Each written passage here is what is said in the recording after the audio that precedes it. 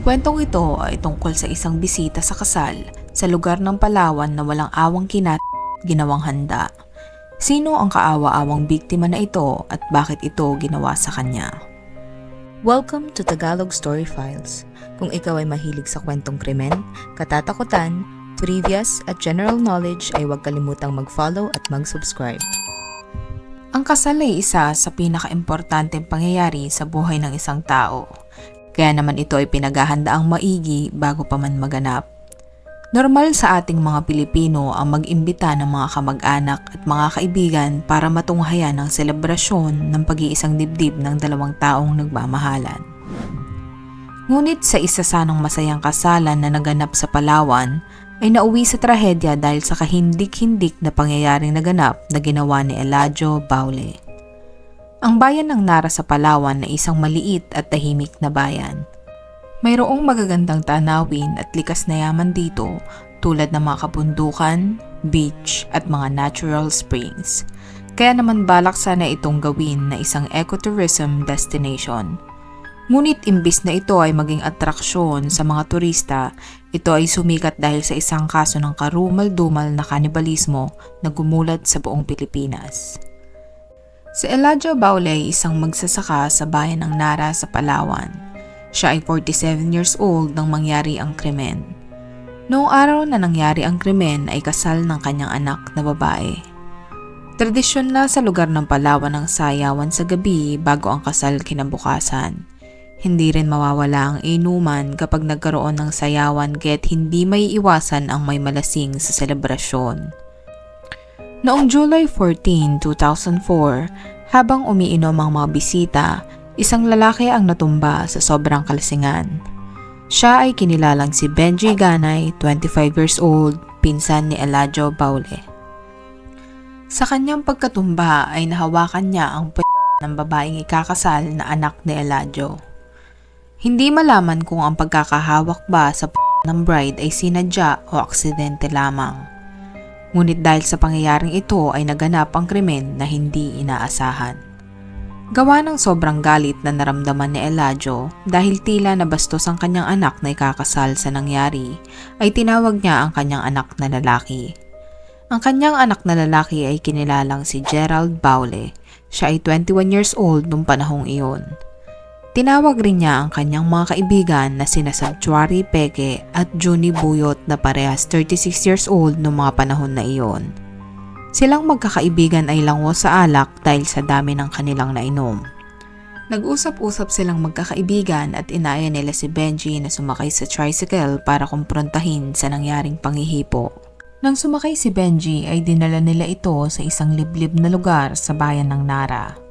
Nang madala nila ito sa isang liblib na lugar ay nagkaroon sila ng komosyon na naging dahilan para pagsasaksakin nila si Benji. Dahil sa napakaraming saksak na natamo ni Benji, siya ay binawian ng buhay. Ngunit hindi pa nakontento ang magkakaibigang sina Eladio kahit patay na si Benji. Kumuha sila ng mga dahon ng nyog at kerosene at sinimulang silaban ang katawan ni Benji na tila nagkakatay lamang sila ng baboy. Pinagpuputol nila ang katawan ng biktima. Kinuha nila ang mga laman nito at lamang loob at saka iniluto. Ang mga buto naman ng biktima ay itinapon nila sa creek sa paniniwalang matatangay ito ng tubig kapag umulan. Matapos nilang maluto ang pira-pirasong katawan ng biktima ay dinala nila ito sa resepsyon. Inihain nila ang lutong katawan ng biktima sa mga bisita na pumunta sa kasalan. Ang mga pumatay ay nag-uwi pa ng ilang pirasong laman ng katawan ng biktima nila. Inihain nila ito sa kanilang mga kaibigan at pinagpiestahan nila ito sa pag-aakalang karne lamang iyon ng baboy. Ngunit ang hindi nila alam ay laman na pala ito ng isang tao. Makalipas ang ilang araw ay hindi na matiis ng kaibigan na Eladio ang pag-uusig sa kanya ng kanyang konsensya. Kaya't sumuko si Junie Buyot sa kanilang barangay at umamin sa ginawang pagpatay at pagkat sa katawan ni Benji. Sinamahan ng kapitan ng kanilang barangay si Junie para pumunta sa police station at doon niya isinalaysay ang kanyang kwento. Ayon kay Junie ay pinilit siyang kumain ni Eladio ng laman ni Benji. Sa sobrang pandidiri ay sinukan niya umano ito ngunit tinutukan siya ni Eladio ng kutsilyo para lunukin ito. Dagdag pa ni Junie, nang dalin umano nila ang nalutong katawan ni Benji ay inihain nila ito at ipinakain sa mga bisita. Maari umanong dahil sa kalasingan kahit hindi na nila alam kung ano ang kinakain nila. Kumalat ang balitang iyon sa kanilang lugar. Hindi makapaniwala ang mga taga roon na magagawa ng mga sospek ang karumal-dumal na pagpatay kay Benji dahil ayon sa kanila ay mga normal na mamamayan ng mga ito sa kanilang lugar.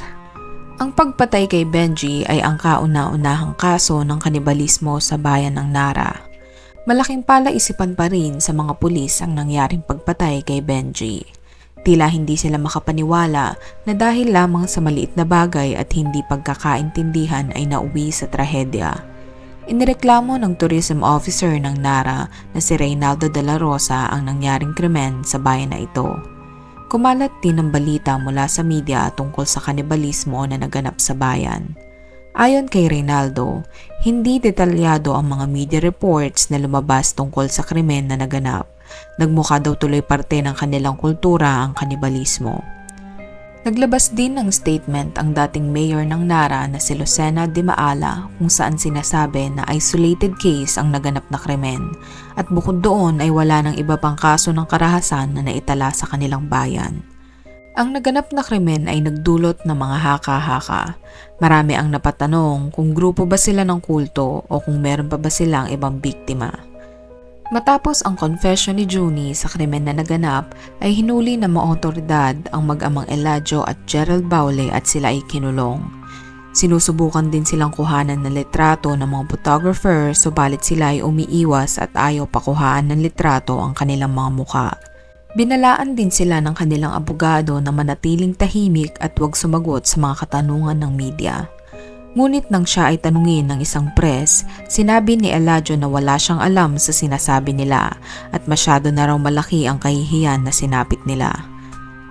Ayon sa tourism officer ng Nara ay malaking epekto ang krimen na naganap sa kanilang lugar. Dagdag pa niya ay nagdurusa pa rin ang tourist resort ng Nara dahil dito.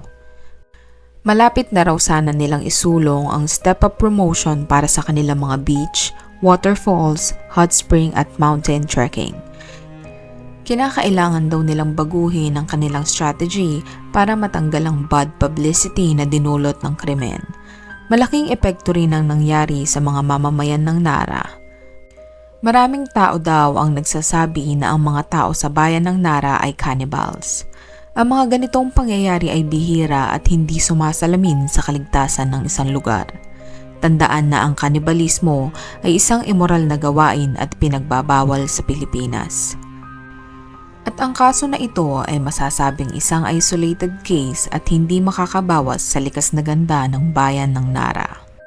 Ikaw, ano ang masasabi mo sa kasong ito? At ano ang mararamdaman mo kung ikaw ay isa sa mga bisita sa nasabing kasal? Kung may mga kaso kayong gustong itampok sa ating channel ay huwag mag-atubiling i-comment ito.